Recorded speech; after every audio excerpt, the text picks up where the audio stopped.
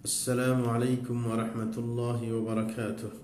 الحمد لله رب العالمين والصلاة والسلام على سيد المرسلين نبينا محمد وعلى آله وصحبه أجمعين ما بعد. প্রিয় দর্শক ও শ্রোতা ভাই বোনেরা, অন্য সময়ের মতো আবারও আপনাদের সামনে উপস্থিত হয়েছি ফতোয়া আরকান ইসলামের আরেকটি পর্ব নিয়ে। এই পর্বে যা থাকছে সেটা হচ্ছে মুজা মাসের সংক্রান্ত বিষয়ে। শেখ মোহাম্মদ বিন সালেহ আল উথাইমিন রাহিমাহুল্লাহকে জিজ্ঞাসা করা হয় যে প্রত্যেক ওযুর সময় মোজা যদি পরা থাকে সেই মোজা সতর্কতামূলক পবিত্রতার জন্য খুলে ফেলা কি ভালো নাকি না খুলে ফেলা ভালো, এই সম্পর্কে জিজ্ঞাসা করা হলে তিনি উত্তরে বলেন, যদি মোজা পরা থাকে এবং মাসে করার উপযুক্ত হয়ে থাকে, যে পবিত্রতার শর্ত ইত্যাদি আগে আপনার থেকে থাকে, তাহলে খোলা সুন্নত বিরোধী। এমত অবস্থায় মোজা খোলা সুন্নত বিরোধী, কারণ এতে করে আপনার শিয়াদের সাথে রাফিজদের সাথে মিল হয়ে যায়, যারা মোজা মাসেকে জায়েজ মনে করেন না। অথচ রাসূল আকরাম সাল্লাল্লাহু আলাইহি ওয়াসাল্লাম মুগীরা ইবনে শুবা রাদিয়াল্লাহু তাআলা আনহুকে যখন তিনি ওযু করার সময় মোজা খুলতে গিয়েছিলেন, রাসূল আকরাম সাল্লাল্লাহু আলাইহি ওয়াসাল্লাম নিষেধ করেছেন যে দাহুমা ফাইনি আদখালতুহুমা তাহিরাতাইন। কারণ রাসূল আকরাম সাল্লাল্লাহু আলাইহি ওয়াসাল্লামের খাদেম ছিলেন মুগীরা, তিনি যখন রাসূলের পা থেকে মোজা খুলতে গেলেন তখন রাসূল বলেছিলেন, রাখো, কারণ আমি পবিত্র অবস্থায় এই মোজা দুটি পড়েছি। তারপর রাসূল মাসাই করেছেন। সুতরাং এ থেকে বোঝা যায়, মোজা যদি পরা অবস্থায় থাকে শর্ত সাপেক্ষে, যে উজু করে মোজা পড়েছে, মাসের উপযুক্ত হয়ে থাকে, তাইলে খুলে নেওয়া এটা বুজুর্গি নয়, বরং সুন্নত মতো কাজ হচ্ছে যে না খোলা, যেটা রাসূল হযরত মুগীরাকে আদেশ করেছেন। আরেকটি বিষয়, যখন মোজা মাসের বিষয় আসে তখন আরেকটি বিষয় আসে যে মোজা মাসের সময়সীমা নিয়ে কথা এবং কখন থেকে শুরু হবে, এই হচ্ছে কথা। সুতরাং এই ব্যাপারে শেখ মোহাম্মদ বিন সালেহ আল উথাইমিন রাহিমাহুল্লাহকে জিজ্ঞাসা করা হয় যে মোজা মাসের সময় কতটুকু এবং কখন থেকে শুরু হবে। তখন এর উত্তরে তিনি বলেন, মাসালাটা গুরুত্বপূর্ণ একটি মাসালা, এই জন্য বিস্তারিত বলতে হয়। তখন তিনি বিস্তারিত বলতে শুরু করেছেন, যে তিনি বলেন যে মোজা মাসেটা প্রথমত আমাদেরকে জানতে হবে যে এটা শরীয়ত সম্মত একটি ব্যাপার, কারণ এটা নিয়ে শিয়াদের মধ্যে দ্বন্দ্ব আছে। শিয়ারা মোজা মাসে জায়েজ মনে করেন না, এবং আমাদের দেশের কিছু আলেমও ক্ষেত্র বিশেষে মোজা মাসে করা জায়েজ মনে করেন না। এই কারণে তিনি বলেছেন যে এটাকে পরিষ্কার করা দরকার। তিনি বলেছেন মোজা মাসে করা এটা কোরআন এবং সুন্নাহ দ্বারা প্রমাণিত। যেমন কোরআন থেকে প্রমাণ হচ্ছে, আল্লাহ জাল্লাহু সূরা মায়দার 6 নম্বর আয়াতের মধ্যে আল্লাহ জাল্লাহু বলেন, ইয়া আইয়ুহাল্লাযীনা আমানু ইযা কুমতুম ইলাস সালাতি ফাগসিলু ওয়ুজুহাকুম ওয়া আইদিয়াকুম ইলাল মারাফিক ওয়ামসাহু বিরুউসিকুম ওয়া আরজুলাকুম ইলাল কাবাইন। তিনি বলছেন যে আল্লাহ জাল্লাহু কোরআন মাজিদের মধ্যে বলেন যে, হে ঈমানদারগণ, যখন তোমরা সালাত পড়ার ইচ্ছা করবে তখন তোমরা নিজের চেহারা ধোও এবং নিজের দুই হাত কনুই পর্যন্ত ধোও এবং তোমাদের চেহারা মাসাই করো, এবং ওয়ারজুলাকুম ইলাল কাবাইন, এখানে দুইটা আপনার কেরাত রয়েছে, একটা হচ্ছে লামের জবর দিয়ে ওয়ারজুলাকুম, আর একটা হচ্ছে ওয়ারজুলিকুম। তো শাইখ এখানে বলেছেন দোনোটা যখন চলে তখন দোনোটা দিয়ে দুই বিধান এখানে আপনার প্রমাণিত হয়। যদি আপনি আরজুলাকুম বলেন তাইলে পা ধোয়া সাব্যস্ত হয়, তখন সেটা আপনার উজু হাকুমের উপর আপনার আতফ ধরতে হবে, যেটা আরবি পরিভাষা। আর যদি আপনি আর জুলিকুম বলেন, তাহলে এটাকে রুসিকুমের উপর আতফ ধরে তখন আপনার মাসে প্রমাণিত হয়। তাইলে দুইটাই প্রমাণিত হচ্ছে কোরআন দ্বারা, মানে কেরাত বিশেষে। তাইলে আমরা দুইটাই মানে অবস্থার পরিপ্রেক্ষিতে দুটোটাই কোরআনের আয়াত থেকে সাব্যস্ত করতে পারি। এটা হচ্ছে নিয়ম। যখন আপনার শর্ত সাপেক্ষ মোজা পরা থাকে তাইলে মাসেটা প্রমাণিত আমরা করব, আর যদি আপনার এরকম না পরা থাকে বা পায়ে মোজা না থাকে তাইলে ধোয়ার ব্যাপারটা আসবে। এ হচ্ছে কথা। এবং তিনি বলছেন এর পাশাপাশি সুন্নত থেকে ওটা প্রমাণিত, কারণ রাসূল আকরাম সাল্লাল্লাহু আলাইহি ওয়াসাল্লাম থেকে মুতাওয়াতির এটা আরেকটা পরিভাষা। সেটা হচ্ছে যে এমন আপনার বর্ণাকারীর মাধ্যমে এমন সংখ্যক বর্ণাকারীরা যদি কোনো হাদিস বর্ণনা করেন যে যারা মিথ্যা বলার কোনোভাবেই সম্ভাবনা নেই, এই হাদিসটাকে মুতাওয়াতির বলা হয়। তো বলতেছেন মুজা মাসের হাদিসটা রাসূল আকরাম সাল্লাল্লাহু আলাইহি ওয়াসাল্লাম থেকে মুতাওয়াতির সূত্রে বর্ণিত হয়েছে, মানে এমন সংখ্যক সাহাবায়ে কেরাম বর্ণনা করেছেন যাদের আপনার মিথ্যা বলার কোনোভাবেই সম্ভাবনা নেই। এটা উলামায়ে কেরাম মুতাওয়াতির হাদিস দ্বারা প্রমাণিত হিসেবে ধরেছেন, এবং একজনে কবিতা আকারও বলেছেন। কি বলেছেন? বললেন মিম্মা তাওয়াতারা হাদিসু মান কাযাব ওয়া মান বানা লিল্লাহি বাইতান ওয়াহতাসাব ওয়া রুয়াতু শাফাআতিন ওয়াল হাউদু ওয়া মাসহু খুফাইনি ওয়া হাযিহি বা'দু। তিনি বলেছেন যে মুতাওয়াতির হাদিসের মধ্যে একটা আছে মান কাযাব আলাইহি মুতাআম্মিদান, যে রাসূলের উপর মিথ্যা বলার হাদিসটাও মুতাওয়াতির। আরেকটা হচ্ছে মান বানা লিল্লাহি মসজিদা, কেউ যদি আল্লাহর জন্য মসজিদ বানায় তাইলে আল্লাহ জান্নাতে তার ঘর তৈরি করে দিবেন, এটাও আরেকটা মুতাওয়াতির হাদিস। আরেকটা হচ্ছে আল্লাহকে দেখার হাদিস পরকালে এবং সুপারিশের হাদিস, এরকম হাউজের হাদিস, হাউজে কাউসারের হাদিস, এইগুলো। এবং শেষ পর্যন্ত বলছেন ওমাসহুল খুফাইন, মুজা মাসের হাদিসটাও মুতাওয়াতির। এই হাদিসগুলো হচ্ছে মুতাওয়াতির হাদিস তিনি বললেন। যাই হোক, এখন আমাদের কথা হচ্ছে শেখ বলছেন যে মুজা মাসের ব্যাপারটা মুতাওয়াতির হাদিস দ্বারা প্রমাণিত রাসূল আকরাম সাল্লাল্লাহু আলাইহি ওয়াসাল্লাম থেকে। এটা কখন? যদি মুজাটা আপনার পবিত্রতা অবস্থায় আপনার পরে থাকে, তখন সেটা খোলার চাইতে আপনার এটার উপর মাসে করা আছে উত্তম। কারণ রাসূল আকরাম সাল্লাল্লাহু আলাইহি ওয়াসাল্লাম যখন হযরত মুগীরা খুলতে গেছেন, যেটা আগেও আমরা বলেছি যে তখন নিষেধ করেছিলেন রাসূল আকরাম সাল্লাল্লাহু আলাইহি ওয়াসাল্লাম তাকে মুজা খুলতে, এবং রাসূল মুজা মাসে করেছেন, যেটা বুখারী মুসলিমের হাদিস। তাইলে হাদিস দ্বারাও প্রমাণিত হলো, আপনার কোরআন দ্বারাও প্রমাণিত হলো মুজা মাসের ব্যাপারটা। এখন আমাদের জানা দরকার যে মুজা মাসের শর্ত কি। মুজা মাসের শর্ত বলতে গিয়ে আমরা বলবো বিশেষ করে 3টা শর্ত। 1 নম্বর শর্ত আছে যে আপনি পবিত্র অবস্থায়, পরিপূর্ণ পবিত্রতা অবস্থায় মুজা পড়তে হবে। মানে আপনি যদি ওযু না থাকে তাইলে ওযু করে, আর যদি গোসল না থাকে গোসল করে, মানে পরিপূর্ণ পবিত্র হতে হবে। ছোট বড় যে কোনো অপবিত্রতা থাকে, পরিপূর্ণ রূপে পবিত্র হয়ে তারপরে মুজা মাসে করতে হবে, এটা হচ্ছে শর্ত। তাইলে যদি কেউ ডিউটিতে যায় হুলস্থুল করে, আপনার সে এখন পবিত্রতা অর্জন করে নাই, ওযু করে নাই, চটপট করে মুজা পরে ফেলেছে, তাইলে এটার উপর মাসে চলবে না। অনেকে আবার এরকম ভুলবশত এরকম করে ফেলেন, যেমন আরব দেশে মুজা মাসের একটা সিস্টেম আছে, যার কারণে অনেকে এরকম বাইরের লোক যারা ডিউটি যায় হঠাৎ করে মুজা পরে যায়, অথচ দেখা গেছে সে পবিত্র অবস্থায় মুজা পরেনি। তখন আপনার ঝামেলা হয়ে যায়। এই কারণে অবশ্যই সতর্ক থাকতে হবে। তাইলে 1 নম্বর শর্ত হচ্ছে পবিত্র অবস্থায়, পরিপূর্ণ পবিত্র অবস্থায় মোজা পড়তে হবে। 2 নম্বর শর্ত হচ্ছে মোজা মাসের জন্য যে মোজাটার উপর মাসে এটা চলতে হবে, মানে মাসের যে সময়সীমা তার মধ্যে।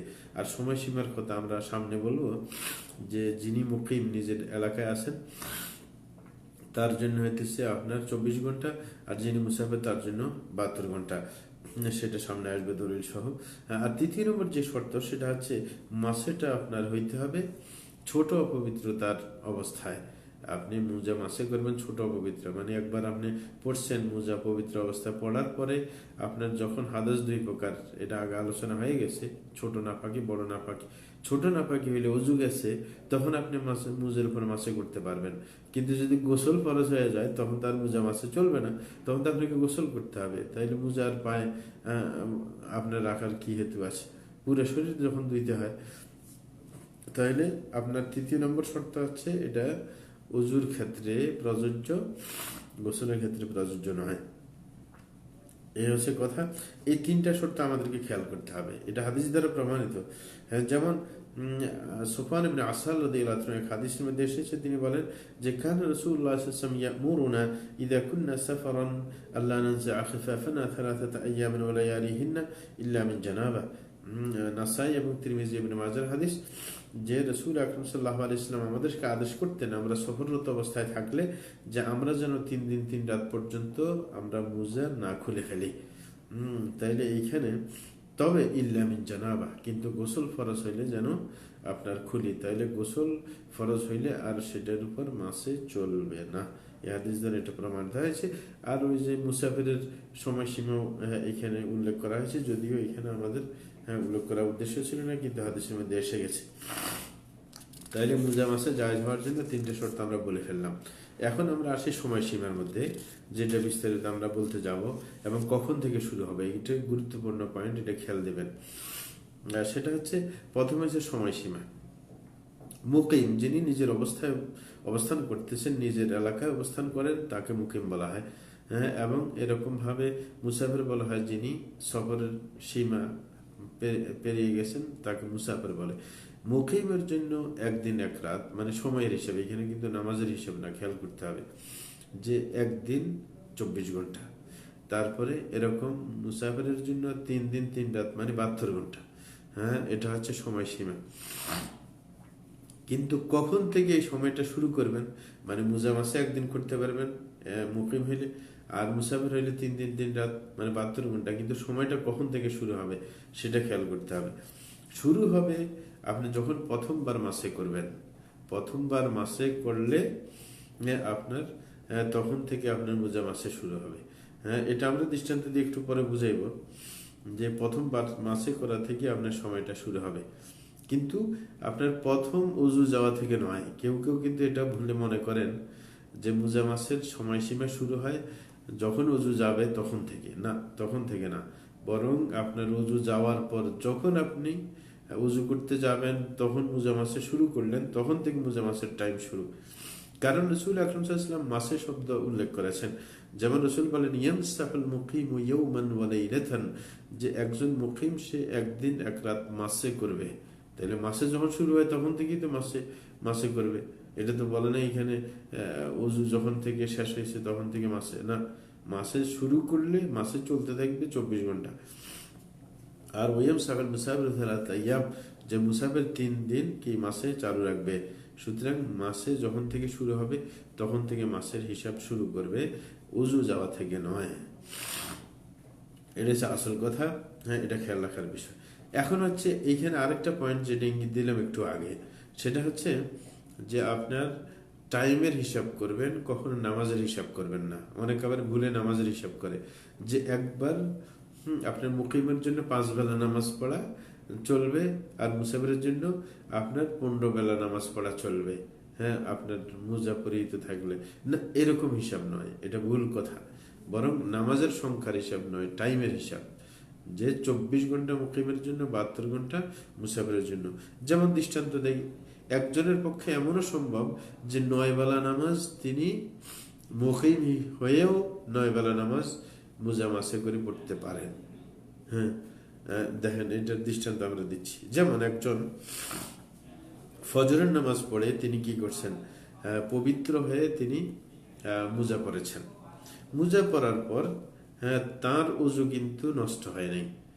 তার উজু আপনার নষ্ট হয়েছে, ধরেন নষ্ট আগে হইলেও সমস্যার কিছু নেই। হ্যাঁ, আপনার কিন্তু আমরা এখানে ধরতেছি তার উজু ধরেন নষ্ট হয়েছে আসরের পরে, মানে ফজরের পরে সে উজু করে মুজা পড়ছেন। তারপরে তার উজু শেষ হইল কোথায়, আসরের পরে তার উজু শেষ। তাহলে এখনো তো মাসে শুরু করেন নাই। এখন তিনি শুরু করতেছেন মাগরিবের আগে মাস, মানে তিনি উজু করবেন তো মাসে করবেন প্রথম। এখন কি হইলো, এই লোকটা আবার যখন আসরের পরে মাসে করছে, ধরেন 5টা বাজে মাসে করছে সে। 5টা বাজে মাসে করলে তারপরের দিন 5টা পর্যন্ত কিন্তু টাইম, এটা খেয়াল রাখবেন। কিন্তু ইতিপূর্বে কিন্তু তিনি আপনার নামাজ পড়ে ফেলছেন, জোহর আসরও পড়ে ফেলছেন কিন্তু ইতিপূর্বে। কারণ ফজরের পরে বা ফজরের আগে তিনি আপনার মুজা পড়েছেন। যদি ফজরের আগে হয়ে থাকে তাহলে 3 বেলা পড়ে ফেলছেন। এখন কথা হচ্ছে তার যদি 5টা বাজে তার উজু করে সে, এবং উজু করে মাসে করে, পরের দিন 5টা পর্যন্ত তার মাসের সীমা আছে যদি মুকিম হয়ে থাকে। এই লোকটা কিন্তু পরে যখন মাসে করছে, হ্যাঁ, একদিন তার মাসে তো চলবে 24 ঘন্টা। সেই ধরেন মাগরিব পড়ছে, আশা পড়ছে, ফজর পড়ছে, তারপরে জোহর পড়ছে, তারপরে আসরের পরে তার তো 5টা পর্যন্ত, 5টা বাজে সে মাসে করছে, 5টা পর্যন্ত হবে। এখন এ কি করছে, আবার 5টা আসার আগেই ধরেন 4:30 বা 4:45টার দিকে সে আবার কি উজু করছে, উজু করে সে মুজা মাসে করছে। এবং এই উজুটা তার আবার নষ্ট হয়েছে কিন্তু রাত্রে আসার পরে। যদি এরকম হয় তাহলে কত বেলা নামাজ সে পড়ে ফেলল। হুকিম হওয়া অবস্থায় সে প্রথমে উজু যাওয়ার আগে পড়ে ফেললো 2-3 বেলা, তারপরে অজু যখন সে মাসে করছে তারপরে সে আবার পড়ে ফেললো কয়েক বেলা। হ্যাঁ, তারপর আবার অজু যখন তার টাইম যায় না, টাইমের ভিতরে অজু করে সে মাসে করে, হ্যাঁ টাইম যাওয়ার আগেই টাইম পার হয়ে গেছে, তারপর আরো কয়েক বেলা পড়ে ফেলছে। এখন একটা মশলা এখানে আছে, সেটা আপনি খেয়াল করতে হবে। সেটা হচ্ছে টাইম শেষ হইলে কি আগের উজু থাকা অবস্থায় কি মাস উজু নষ্ট হয়ে যাবে কিনা, এটা আরেক মশলা। সঠিক মশলা হচ্ছে যে টাইমের ভিতরে যদি আপনি মাসে করেন, যদি আপনার মাসের টাইম শেষ হয়ে যায়, উজু কিন্তু শেষ হবে না। হ্যাঁ, এটা কিন্তু খেয়াল রাখবেন, এগুলো সূক্ষ্ম কথা মুজা মাসের ক্ষেত্রে। তাইলে আমরা বলতেছিলাম যে মুজা মাসে কখন থেকে টাইমিং শুরু হয়, প্রথমবার যখন তিনি অজু করে মুজা মাসে করবেন তখন থেকে শুরু। এটা একটা। আরেকটা দ্বিতীয় মাসলা বললাম নতুন, যে যদি আপনার টাইমের ভিতরে উজু করে থাকেন, এই উজু যদি টাইমের পরেও থাকে আপনি নামাজ পড়তে পারবেন, উজু যাবে না। কিন্তু টাইমের পরে আবার দ্বিতীয়বার মাসে করতে পারবেন না, এটা কিন্তু আসল কথা। কিন্তু উজু নষ্ট হবে না, এটা খেয়াল রাখতে হবে। তাইলে এই যে মাসের ব্যাপার বললাম, তাইলে এখানে নামাজের সংখ্যার হিসাব নয়। যদি আমরা নামাজের সংখ্যার যদি হিসাব করতে যাইতাম, তাইলে এখানে তো 9 বেলার কাছাকাছি নামাজ হয়ে গেছে। তাইলে সে কিভাবে মুকিম হয়ে 9 বেলা পড়ে? কারণ এখানে বেলা উদ্দেশ্য নয়, আসল উদ্দেশ্য হচ্ছে 24 ঘন্টা। 24 ঘন্টা হচ্ছে আসল টাইমিং। যাই হোক, এই গেল এক কথা। আর মুসাফির কি করবে? মুসাফির 3 দিন 3 রাত, অর্থাৎ সে 72 ঘন্টা সময় পাবে। হ্যাঁ, এই হিসাবে সে হিসাব করবে যখন থেকে তার মাসে শুরু হয়েছে সেইখান থেকে সে 72 ঘন্টা মাসে করবে, কোনো অসুবিধা আপনার নেই তার। এখন কথা হচ্ছে দ্বিতীয় মাসালা যে খেয়াল করলাম, আপনাদেরকে বুঝাইতে চেষ্টা করলাম যে মুজার সময় চলে গেল, হ্যাঁ আপনার উজু যায় না, যদি উজু থাকে এই উজু নষ্ট হবে না টাইমের সাথে। আরেকটা হইতেছে আপনার মুজা খুলে ফেললে উজু যায় না। মুজা খুলে ফেলছেন, ধরেন আপনি মুজা পরা অবস্থায় ছিলেন, আপনি মুজা খুলে ফেলছেন, তখন আপনার উজু যাবে না, এটা আরেকটা মশলা, এটাও খেয়াল রাখবেন। উজু যাবে না, কিন্তু পরে মাসে করার সুবিধা বঞ্চিত হবেন, এটা এক কথা, আর উজু যাওয়া আরেক কথা। সুতরাং মুজা আপনার মাসে করছেন ঠিকই, পরবর্তীতে প্রয়োজনে খুলে ফেলছেন, উজু এখনো যায় নাই, তখন পর্যন্ত আপনি এই উজু দিয়ে নামাজ পড়তে পারবেন। কিন্তু সমস্যা হয়েছে আপনি আবার মোজা পরে ওটার উপর মাসে করতে পারবেন না, ওই সুবিধা শেষ হয়ে গেছে। আপনার যদি আবার মোজা পরে মাসে করতে হয়, আবার নতুন করে পুরো উজু করে তারপরে আপনার মোজা পড়তে হবে, এটা হচ্ছে নিশ্চিত করা, নিশ্চিত, হ্যাঁ এতে কোনো সন্দেহ নেই। ইয়া আল্লাহ, এটা আমরা মাসের সংক্রান্ত যেটা বললাম। এবং বিশেষ করে যে মাসালার মধ্যে দ্বন্দ্ব আছে, কেউ আলেমরা আছে, কেউ মনে করেন যে মুজা মাসের টাইম চলে গেলে উজু নষ্ট হয়ে যায়, কেউ আছেন এটা বলে থাকেন যে মুজা খুলে ফেললে উজু নষ্ট হয়ে যায়। এগুলো কিন্তু দুর্বল ফতুয়া। আসল ফতুয়া আছে, হ্যাঁ আপনার মুজা খুলে ফেললে উজু যাবে না, উজু যদি থেকে থাকে, টাইম চলে গেলেও আপনার কি, আপনার উজু থাকলে নামাজ পড়তে পারবেন, কোনো সমস্যা নেই। আরেকটা মশলা এখানে বলে আমরা শেষ করতে যাব এই পর্বটাকে, সেটা হচ্ছে যে কোনো মোজা যদি ছিঁড়ে যায় অথবা কোনো মোজা যদি পাতলা হয়, সেটার উপর মাসে করতে পারবে কিনা। কারণ আমাদের দেশেও মোজা মাসে আপনার আলেমরা মনে করেন যে মোজা মাসে শরীয়তে আছে, কিন্তু তারা শর্ত দিয়ে থাকেন চামড়ার মোজা, চামড়ার মোজা পড়তে হবে, না হলে মোজা মাসে চলবে না, এটা হচ্ছে তাদের নিকটে। কিন্তু আসলে কি চামড়া শর্ত নাকি চামড়া শর্ত না, ছিঁড়া মোজার উপর মাসে চলবে নাকি চলবে না, এইগুলা নিয়ে কথা। এরকম প্রশ্ন যখন সাহেব মোহাম্মদ রহমতুল্লাহ আলীকে বলা হয়েছে, করা হয়েছে, তখন তিনি উত্তরে বলেন যে সত্যিকার মাসালা হলো যে ছেঁড়া মোজার উপর মাসে চলবে, পাতলা মোজার উপর মাসে চলবে, চামড়া কোনো শর্ত নাই। এমনকি যদি মোজা এত পাতলা হয় দূর থেকে চামড়া দেখা যায়, এমন মোজার উপর মাসে চলবে। তিনি বলছেন আসলে মোজা মাসের যে বিধানটা এসেছে, এটার জন্য কোনো শর্ত করা হয়নি যে আপনার চামড়া দেখা যাইতে পারবে না বা এরকম কিছু। আসল উদ্দেশ্য হয়েছে মোজা খুলতে কষ্ট হয়, এই জন্য শরীয়তে কষ্ট আপনাকে না দিয়ে একটা সুযোগ দিলেন, এটা হচ্ছে ওনার কথা। সুতরাং তিনি বলছেন এখানে কোনো চামড়ার কোনো শর্ত নাই। যদি চামড়ার শর্ত থাকতো তখন আপনার রসুল আকরাম সাল্লাল্লাহু আলাইহি ওয়াসাল্লাম বলে দিতেন। কেউ মনে করতে পারেন, এরকমও বলে থাকেন আমাদের দেশে, যে মুজা মাসে রসুল আকরাম সাল্লাল্লাহু আলাইহি ওয়াসাল্লাম করেন নাই, চামড়ার উপর করেছেন, কাপড়ের মোজার উপর মাসে করেন। তো রসুলের যুগে তো কাপড়ের মোজা ছিলই না। এবং আল্লাহ রসুল জানেন না যে পরে মুজা আবিষ্কার হবে। হ্যাঁ, কিন্তু আল্লাহ তো জানতেন। আল্লাহ তো রসুলকে বলে দিতেন ওহির মাধ্যমে যে আপনি মুজার শর্ত দেন যে এই যুগের যে মুজা, চামড়ার মুজা, এরকম মুজার উপর মাসে চলবে, কাপড়ের মুজা আবিষ্কার হইলে সেটা চলবে না। এটা তো রসুল বলে দিতে পারতেন, আল্লাহ জানাই দিতেন। আল্লাহ তো জানেন যে আমাদের যে কাপড়ের মোজা আবিষ্কার হবে পরবর্তীতে, কিন্তু যখন তিনি এগুলো বিস্তারিত বলেন নাই, তাহলে বোঝা গেল যে যেই কোনো মোজার উপর মাসে চলবে, কোনো সমস্যা নেই, যদি শর্ত সাপেক্ষ হয়। আগে 3টে শর্ত আমরা বললাম, সেই শর্তগুলো অবশ্যই থাকতে হবে। আর এর পাশাপাশি যদি আরো কিছু মশলা আছে, যেমন যদি কারোর অপহরণ কিন্তু মোজা হয়, সেটার উপর মাসে চলবে না। মোজা যদি নিজে অপবিত্র হয়, সেটার উপর মাসে চলবে না। এরকম ব্যাপার আরো আছে। সুতরাং এই পর্যায়ে আমরা মোজা মাসের মশলাটা আপাতত শেষ করে ফেলেছি। এটার টাইম কখন থেকে শুরু এবং এটা কি কোরআন হাদিস দ্বারা যে প্রমাণিত, সেটাও আমরা বলেছি। এবং এটার আসলে টাইম চলে গেলে সাথে সাথে কি ওযু ভঙ্গ হয়ে যাবে, এবং মোজা খুলে ফেললে কি ওযু ভঙ্গ হয়ে যাবে, সমস্ত ব্যাপার আশা করি আপনারা বুঝতে পেরেছেন। ওয়াসাল্লাল্লাহু আলা নবিয়িনা মুহাম্মদ ওয়া আলা আলিহি ওয়া সাহবিহি আজমাইন। এক ভাই মনে হয় প্রশ্ন করেছেন, আমি প্রশ্নটা দেখে নিই, তারপরে আমরা উত্তর দেওয়ার চেষ্টা করি। যখন করেই ফেলেছেন, এটা আসলে প্রশ্ন উত্তর পর্ব না, আমাদের প্রশ্ন উত্তর পর্ব হচ্ছে আপনার জুমার দিনে। এখানে এক ভাই প্রশ্ন করতে চেয়েছিলেন, না কোথায় গেল, আবার হারাই গেল নাকি। তিনি বলতে চাইছে, আমার একটি গুরুত্বপূর্ণ প্রশ্ন, যদি এখনো প্রশ্নটা করা ঠিক হবে না, কিন্তু চাইলে আপনি উত্তর দিতে পারবেন। আমার প্রশ্ন হচ্ছে যে একজন শিক্ষক পিতার সমান বা পিতাই বলা চলে, আর তার ছাত্রীরা হবে মেয়ের মতো।